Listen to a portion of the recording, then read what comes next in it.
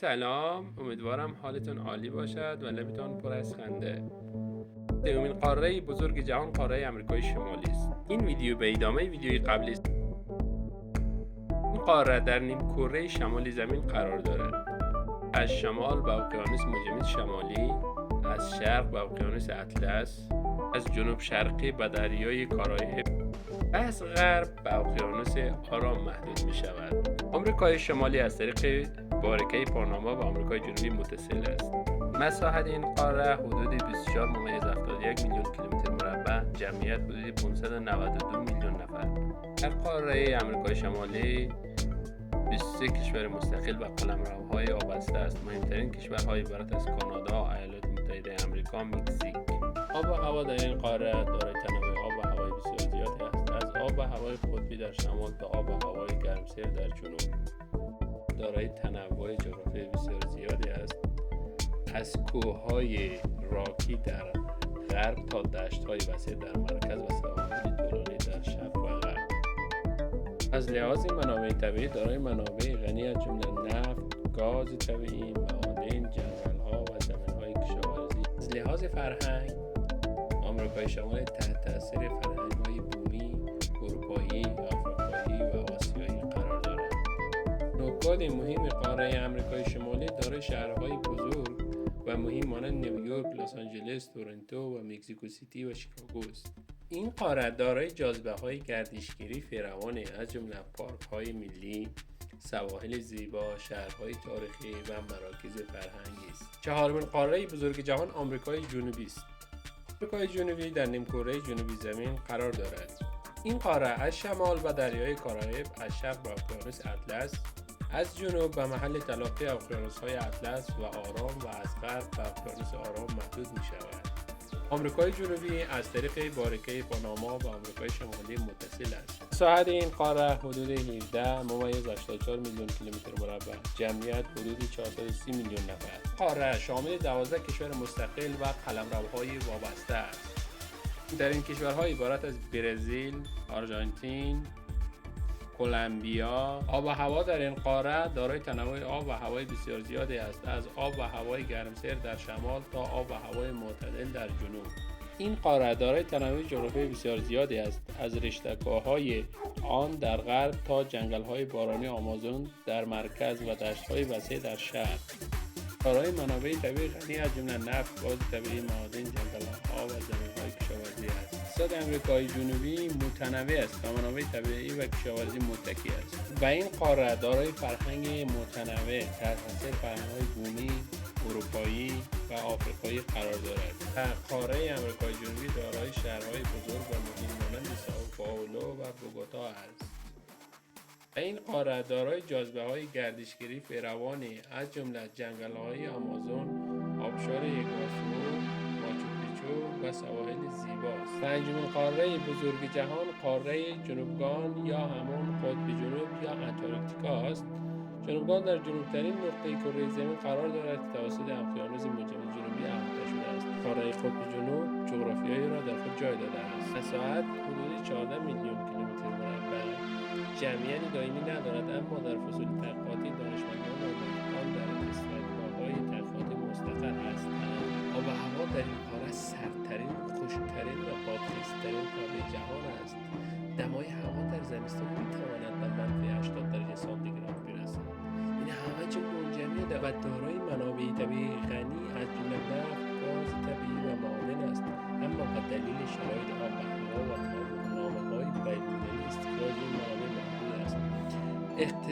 فعالیت‌های اقتصادی در انتارکتیکا محدود به تحقیقات علمی و گردشگری است. فرهنگی بومی ندارد، اما دارای ایستگاه‌های تحقیقاتی بین‌المللی است که فرهنگ‌های مختلف را در خود جای داده است. جای تعجب اینجاست تنها قاره‌ای است که توسط هیچ کشور اداره نمی‌شود.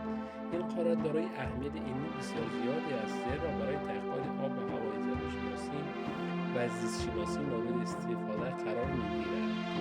پیمان قطب جنوب یک توافق بین‌المللی است که فعالیت‌های نظامی و استخراج منابع طبیعی در این قاره را محدود کرده است. ششمین قاره بزرگ جهان اروپا است که خیلی یک قاره زیباست. اروپا در نیمکره شمالی زمین قرار دارد. این قاره از شمال به اقیانوس منجمد شمالی، از غرب به اقیانوس اطلس، از جنوب به دریای مدیترانه و از دریای سیاه و از شرق بر رشته کوههای اورال محدود شده است. نکته جالب این قاره اینجاست. اروپا به همراه آسیا ابرقاره اوراسیا را تشکیل می‌دهد. این نکته جذابی است. مساحت این قاره حدود 10.18 میلیون کیلومتر مربع است.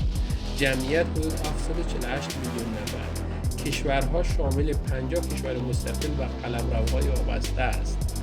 مهمترین کشورها عبارت از روسیه، آلمان، بریتانیا، فرانسه، ایتالیا و این قاره دارای تنوع آب و هوای زیادی است، از آب و هوای قطبی در شمال تا آب و هوای مدیترانه‌ای در جنوب و این قاره دارای تنوع جغرافیایی زیادی است، از کوههای آلپ در مرکز تا دشت‌های وسیع در شرق و سواحل طولانی در غرب و جنوب.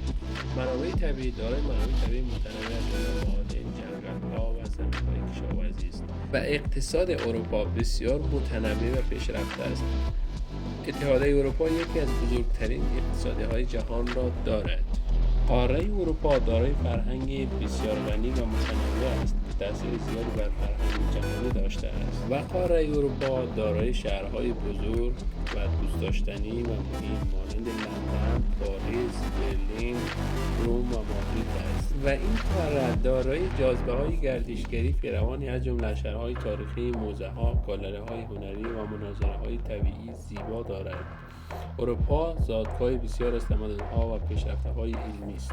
و آخرین قاره بزرگ جهان قاره اقیانوسیه است. محققین پی اینه که قاره هشتم را هم کشف کنند.